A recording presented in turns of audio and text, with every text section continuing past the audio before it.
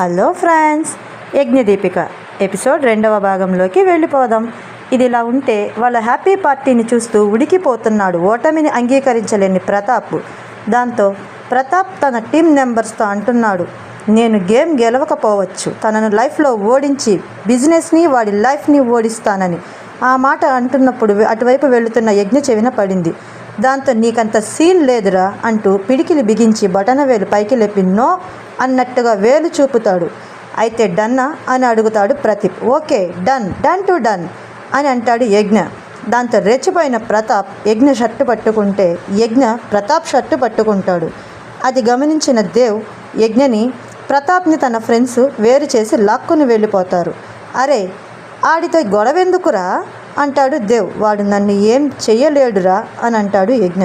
నా బాధ అది కాదురా, ఇంకా ఇక్కడ 2 నెలలే కదా ఉండేది, ప్రొఫెసర్ చూస్తే మీ ఇద్దరికి బ్లాక్ పెడతాడు, అవసరమా చెప్పు అని అంటాడు దేవ్.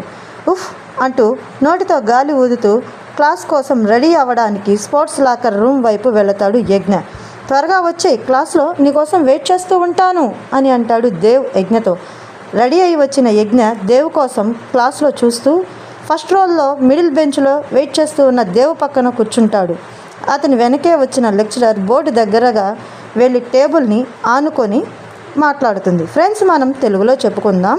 స్టూడెంట్స్, ఇక 40 డేస్ మాత్రమే మన క్లాస్ జరుగుతుంది, కాబట్టి ఆఫ్టర్ 2 డేస్ తర్వాత ఫేర్వెల్ ప్లాన్ చేసుకుందాం అని అంటుంది.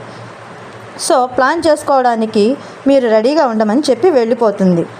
నెక్స్ట్ వీక్ నుంచి 25 డేస్ మిమ్మల్ని ట్రైన్ చేసి ఇంతటితో మీ స్టడీ అయిపోతుంది అని చెబుతుంది.